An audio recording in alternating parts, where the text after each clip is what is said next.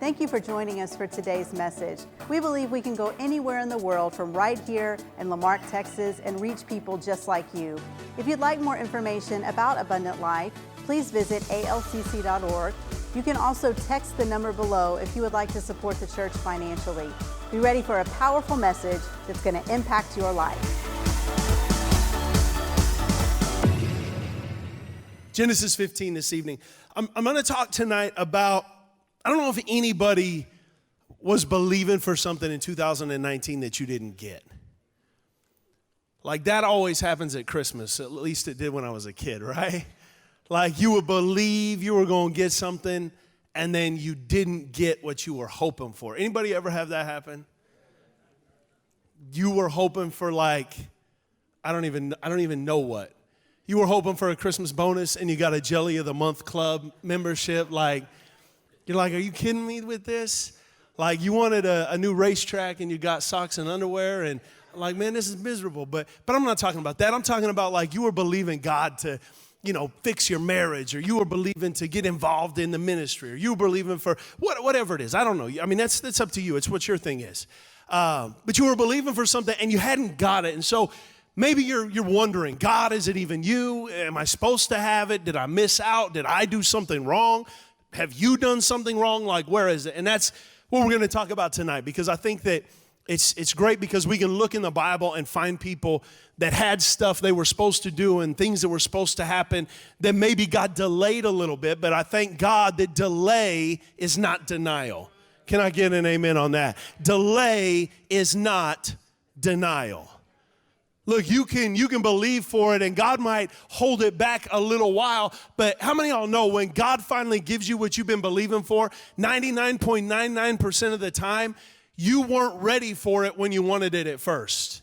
But by the time you got it, you were perfectly ready for what God was giving you. So Genesis chapter 15 and verse 13 says, as the sun was setting, Abram fell into a deep sleep, and a thick and dreadful darkness came over him. Then the Lord said to him, know for certain that for 400 years, all right, 400, for 400 years, your descendants will be strangers in a country that is not their own, and they will be enslaved and mistreated there. But I will punish the nation that they serve as slaves, and afterwards they will come out with great possessions, all right? That is Genesis chapter 15, okay? That says, God says, listen, your descendants will be slaves in Egypt for 400 years, 400, right? Now let's look over in Exodus chapter 12 and verse 40. It says, now the length of time that the Israelite people lived in Egypt was 430 years. At the end of the 430 years to the very day, all the Lord's division left Egypt. Okay, so I don't know if you are seeing what I'm seeing, but I'm seeing 400. Again, I'm not, Pastor was talking about math this morning. He was talking about how math is the way God works a lot of times. And I don't know about you, maybe I should have done this in 2030 because of the 30-year difference. I don't know how good you are at math, but 400 and 430 are two different numbers, right? There's 30 extra years here. God said it was going to be 400, but now it's 430 years that they were in captivity. And I'm wondering what's going on here. And watch this. In Exodus chapter 2, it says, now, why is that 30 years there? I think I've got an answer. We'll explain it. It says one day in Exodus chapter 2, Moses, after he had grown up, he went out to where his own people were, and he watched them at their hard labor, okay? If you don't know who Moses is, Moses was an Israelite baby born in Egypt at the time when Pharaoh was killing Egyptian baby boys, because there was a prophecy that said that a deliverer was going to rise up and take the slaves out of Egypt. So what happened? Moses' parents, when they saw that they had a baby boy and he was about to be murdered by Pharaoh's men, they put him in a basket, floated him down the river, and the Bible says that when he got to a certain place in the river, Pharaoh's daughter was there bathing. She picks him up and says, oh my gosh, it's a little baby boy. I'm going to keep him. It was like she found a puppy. She was like, oh man, look at this. I'm going to keep this baby. And so Moses, if you've not seen the movie, Moses is raised inside of Pharaoh's house. He's raised as a prince, raised as a son of Egypt, even though he's Hebrew, even though he should have been a slave, he's raised as a prince.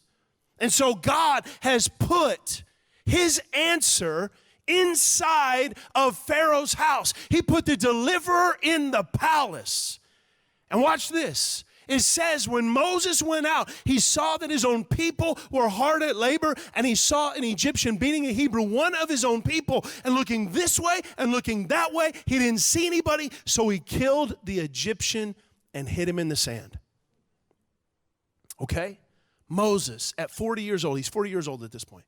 At 40 years old, he finds that somebody's getting beaten by an Egyptian, and he kills the Egyptian and hides him in the sand. Why did he do this? Acts chapter 7 and verse 25. I know I got a lot of scripture, and you don't have to turn there, but Acts 7 and 25 says that when Moses was 40, he decided to visit his own people. He saw one of them mistreated by an Egyptian, went to his defense, avenged him by killing the Egyptian. Watch this. Why? Because Moses thought that his own people would realize that God was using him to rescue them, but they did not understand. So what did Moses do? Moses, in the 390th year of captivity, Moses sees a Hebrew getting beaten, and so he kills the Egyptian, thinking, man, if I kill this Egyptian, the Israelites will see that I am the deliverer, I am their salvation, and everything's going to be great. But the problem is it wasn't time yet. He had 10 years to wait. But he didn't get into the timing of God. He got ahead. He thought that they would follow him as a deliverer, but they didn't follow him. It's the same concept, the same thing we see in the New Testament. When Jesus is with his disciples, the Bible says in the Garden of Gethsemane, when he's with them, it says that when they come to arrest Jesus, that Peter draws a sword and tries to cut a guy's head off, and he misses the head and just hits the ear. Cuts a guy's ear off, and Jesus is like, whoa, chill out, slow down. Because watch, Peter was trying to start a revolution that Jesus says, no, it's not like that. Watch, the ends do not justify the means. He said, yeah, but we can save everybody. Jesus said, not like this we can't.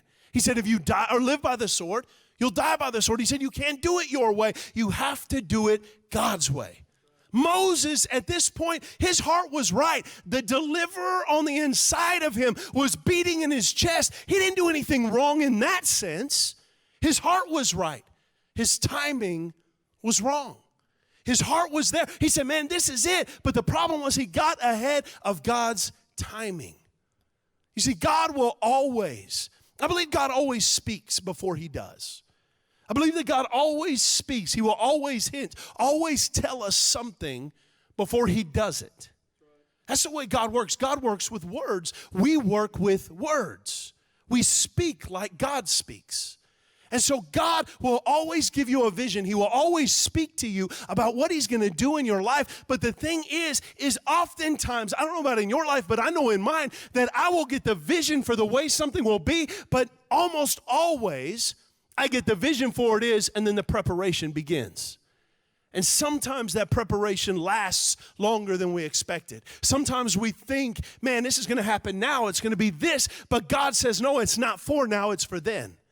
And so we go through the preparation time. But how many of y'all know preparation time is not wasted time?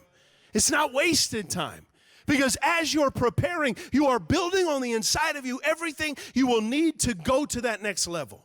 We think the vision is for now. We see it or we hear it from God, and we're like, bam, here it is. Abram did that. God spoke to him and said, hey, you're going to have a child. Abraham was like, fantastic. That's great news. I'm like 80 years old. I need to have a child. It was 27 years later. He spoke to him about the promise, and it was 27 years before the promise came to pass. Joseph had a dream that he was going to be somebody that everybody else would bow to, that he was going to save people and be a hero. He had the dream, and it was 22 years after he had the dream that he was in Pharaoh's house and his brothers came. 22 years. David was anointed by Solomon the prophet, or by Samuel the prophet. He was anointed king of Israel, king of Judah. He said, you're going to repair the kingdoms. This is going to be awesome. And David was 13 years before he took the throne. Another 7 before Judah came in and he combined the kingdom. Paul, from the road of Damascus until he left on his own, 14 years. Jesus himself, from the time he was 12 years old, you don't hear or see a thing about him from 12 to 30. 18 years. Preparation time. The vision is there, the plan is there, but the timing isn't right.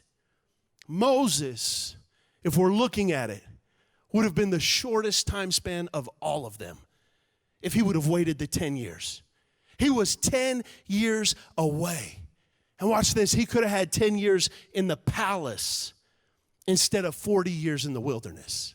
Because if you don't know the story, after he killed the Egyptian, he went to the Hebrews and he was like, yo, I'm the Savior. I'm here to save you guys. I'm here to deliver you. And they're like, what, are you going to kill us like you killed him? If we go out of bounds, are you going to kill us too? And then there was a hit put out on him. And so he ran away. And for 40 more years, he lived in a desert on the backside of the wilderness. It was not God's will for Moses to be on the backside of the desert. It was not God's will for him to leave Egypt. It was not God's will for them to spend another 40 years in slavery. That was not the will of God. That was Moses' self-will that got him into the situation. Because why? You cannot rush God's timing. I always talk about it's like a quarterback. I love football. I love watching football. I watched a full day of football yesterday with my kids. It was the best day ever. And I love it because there were some really great quarterbacks that played. All four teams have these dynamic, amazing quarterbacks in the games yesterday. And I noticed every single one of the players, every single quarterback that played, they never throw the ball where a receiver is. They always throw it where they're supposed to be. I don't know if you watched the end of the Clemson-Ohio State game last night, but the quarterback for Ohio State, when he came back, the very last play, the interception that he threw, the player that he threw the ball to was supposed to go right, and instead he went left. And the quarterback threw the ball where he was supposed to be. The problem was he wasn't there, the defender was. And look, that's the way God works. God is, watch, he is leading your life with his provision, leading your life with his answers, leading your life with his promises. But the problem is God is going to go where God is going to go. And whether you're there or not is up to you.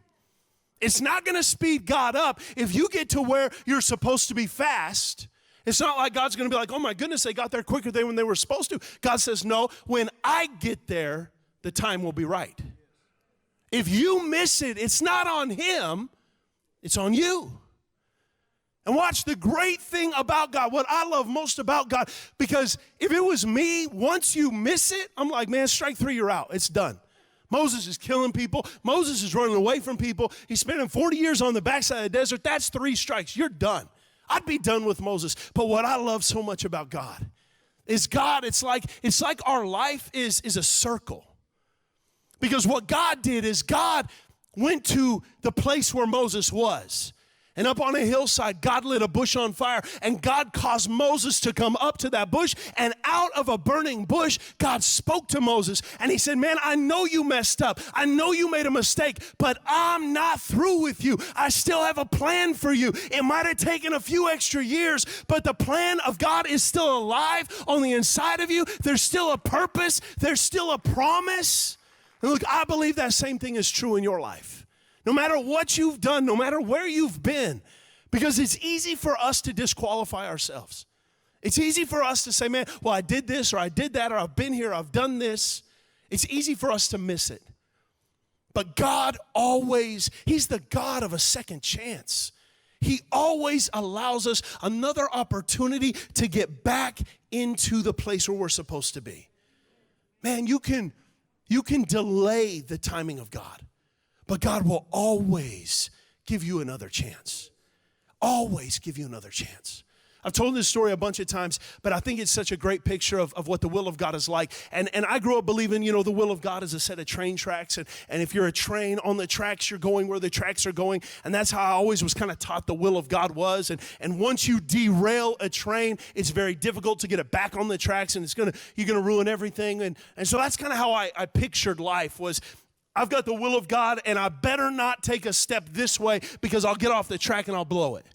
That's how I always pictured the will of God, but I think the will of God is more like an airplane today.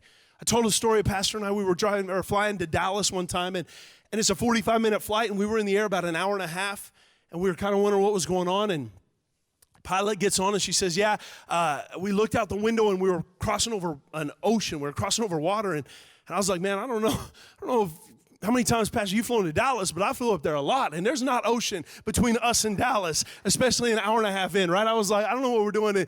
And she said we had to go around Corpus Christi to get up through over Austin to fly into Dallas because there was a big storm cell. And man, God began to speak, and he said, look, man, that's what the will of God is like. The will of God is like that airplane. As long as you're in the air, you have an opportunity to get to the destination.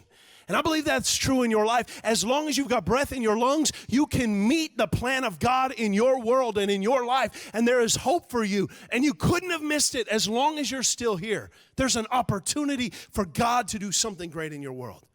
Just because you haven't got the answer yet doesn't mean that God didn't hear you. Doesn't that make sense?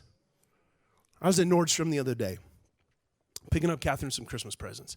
And I bought it all online so I could just walk up and pick them up. That's what they do. So I was like, man, this is perfect. But then I made the mistake of shopping for myself for a little bit. Because I was like, it's Christmas, I'll give myself some stuff. Merry Christmas, Josh.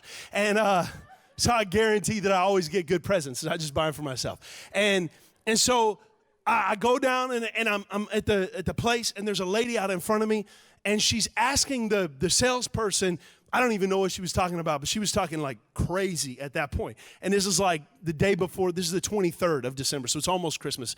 And she was like starting to raise her voice to this guy.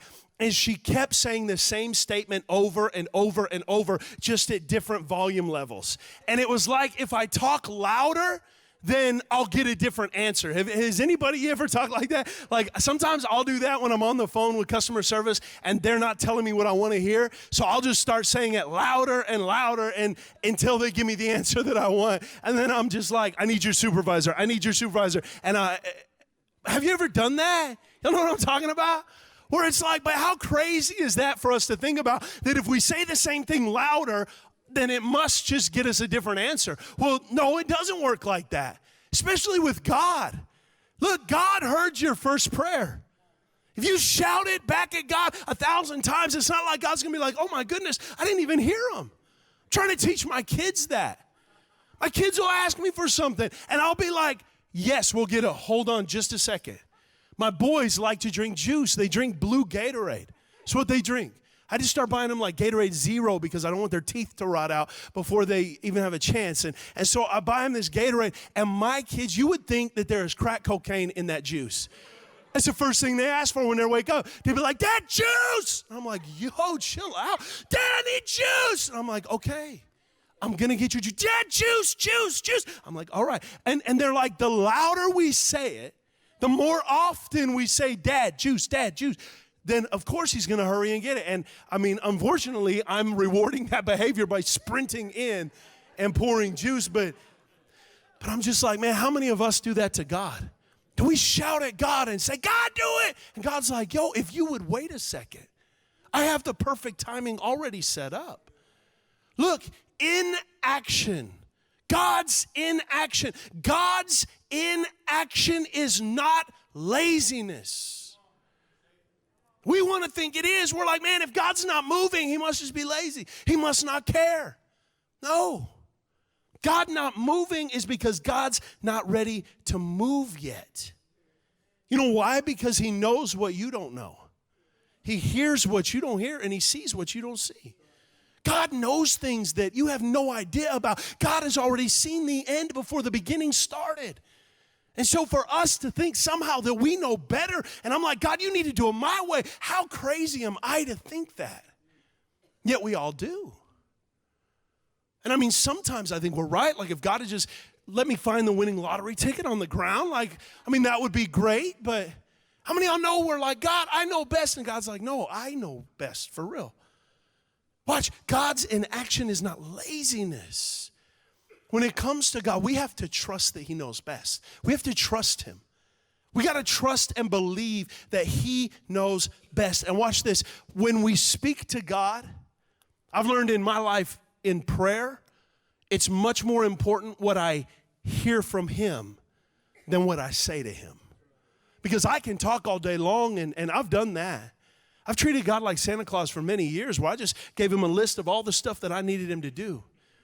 But it wasn't until I stopped and listened that, man, that's when I received the most. That's when prayer means the most to me, is when I can hear his voice at the same time as I'm speaking. And God did a few things to Moses in that moment where he called him into the burning bush. Number one, he revealed his presence to him. He showed him his presence. He said, this is where I am. He revealed his presence. Number two, he reminded him of his promise. He said, I promised you would be a deliverer. I called you to be a deliverer. Something good is about to happen. And number three, he resurrected the purpose in Moses' life. Well, Moses thought that he had missed, what he thought was long gone, what he thought was over and done, God resurrected it in a moment. Now, I love this because Moses, we kind of give him a hard time sometimes, but I think if I'm in Moses' shoes, or actually not in his shoes because God had him take his shoes off, but if I'm in Moses' bare feet, I'd be like, God, because what Moses did is Moses was like, God, who am I that I should do this? Who am I that you should use me? I'm a nobody. And we always get kind of spiritual, and we're like, oh, I wouldn't have said that to God. I'd be like, God, use me. I'd be like the Virgin Mary. But how many of y'all know if the reality of that happened, if you go home and your shrub in the backyard is on fire, and you walk up to it and the shrub starts talking, it's like take your shoes off, and God starts speaking out of that shrub, the last thing you're going to do is be like, God, use me. You'll probably be like, oh my gosh, why are you talking to me? Don't you know who I am? But how many of y'all know God does know who you are?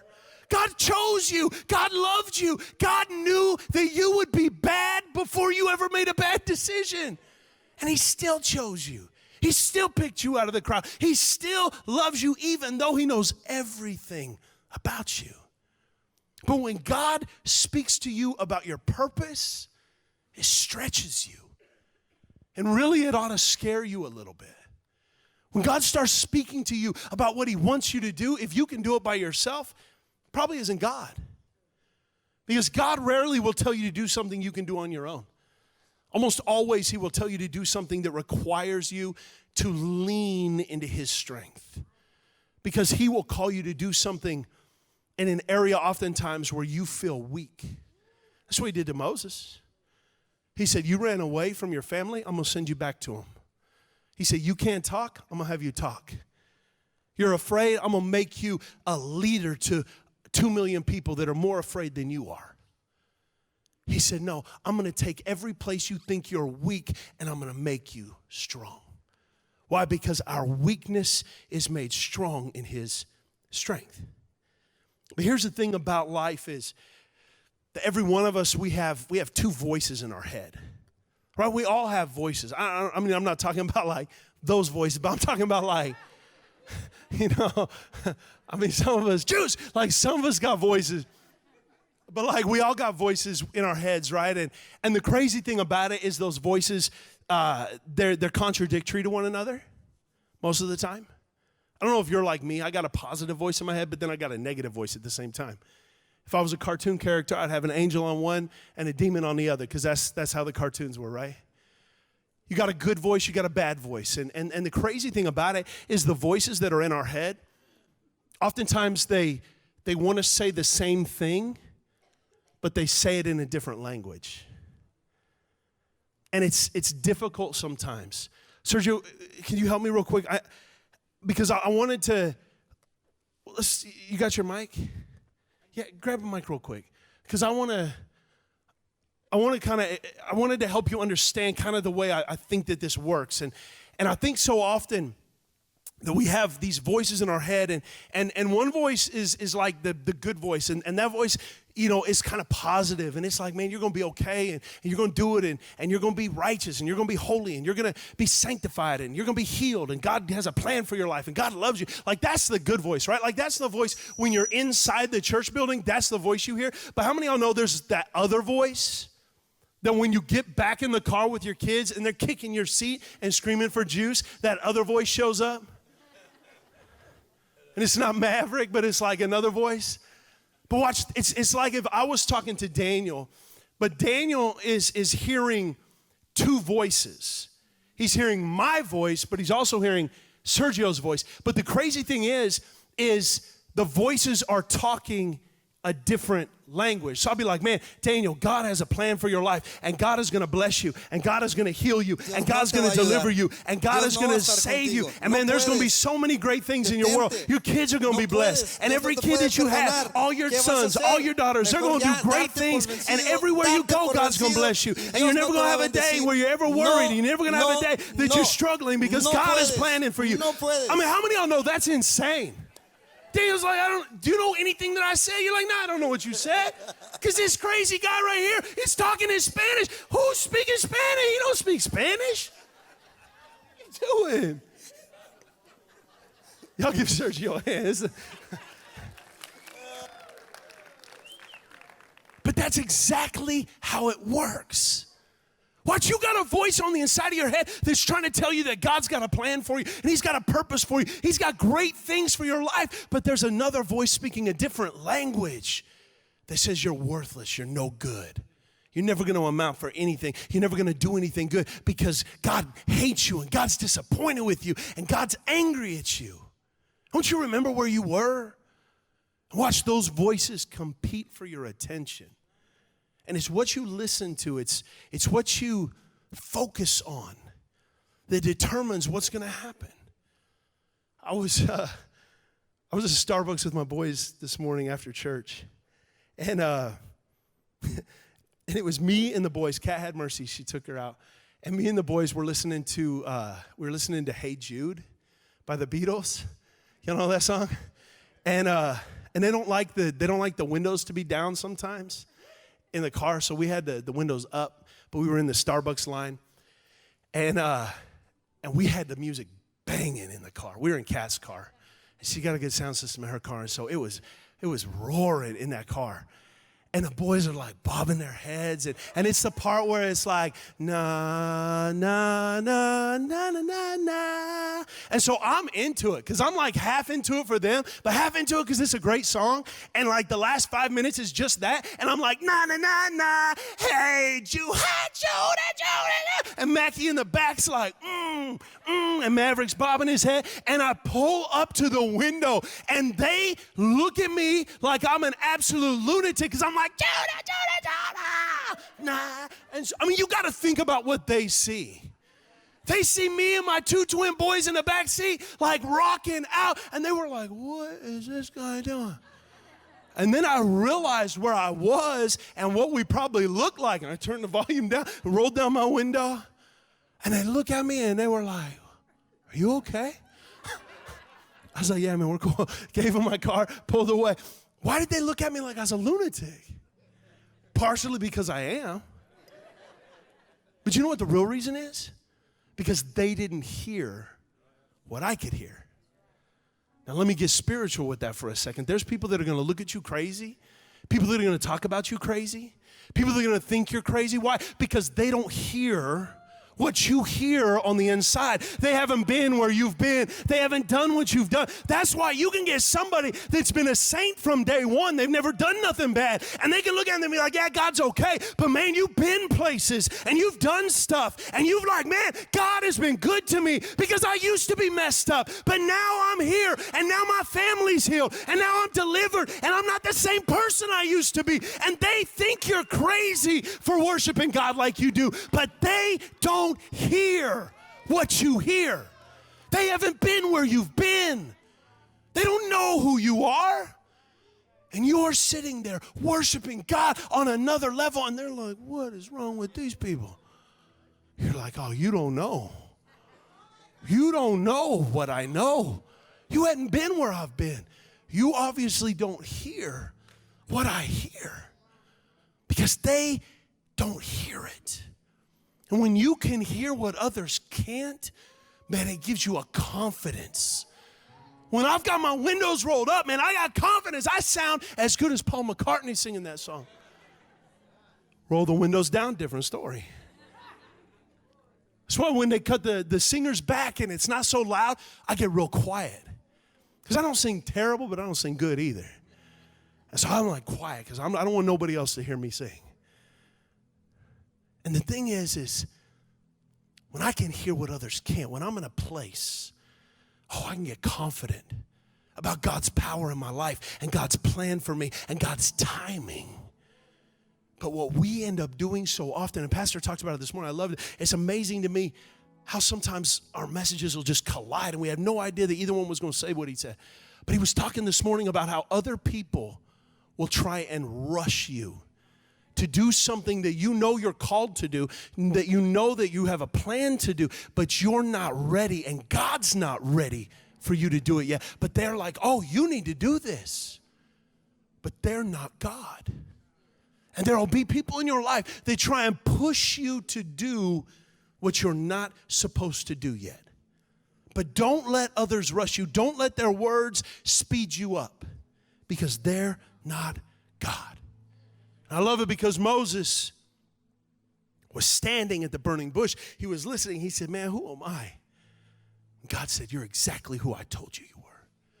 He said, I called you from your birth. I called you to do something great. You were destined for this. You are destined for greatness. We tell that to our teenagers in youth church every week. We tell them that they are destined for greatness, that they're going to be amazing. They're going to be business owners and they're going to be blessed and they're going to have good marriages and they're going to have good jobs and they're going to be well educated. We tell our teenagers how great God is going to be in their world because they need to hear it from somebody. And so Moses looked at God and God said, man, you are destined for this. Moses said, yeah, but now you've told me who I am, but who are you? And I love because God says, I am. He said, that's my name. My name is I am. Not I was, not I will be, not I might be. I am. Man, there's such strength in that name. There's such power in that name. Because when you understand what that means, when you understand that God is everything that you will ever need. If you need water, God says, I am water. If you need deliverance, God says, I am deliverance. You need freedom, I am freedom. You need protection, I am protection. You need hope, I am hope. I am healing, I am sanctification. Whatever it is that you need in your life, you need God to bless you. God said that's perfect because I am blessing. Whatever you need, God says I'm not going to be what you need. I am what you need. I already am. And so all you have to do when you get a revelation, I know that's a church word. Maybe you're not a church person so much. Maybe you're just here. And revelation means, watch, when you get the voice of God speaks to you and it like ignites something inside of you. It confirms something inside of you. When you get a revelation, all of a sudden, you know that there's something different. That God is everything that you would ever need him to be. To learn more, visit walterhallam.net. Here you'll find a list of resources to help you with your daily walk in Christ.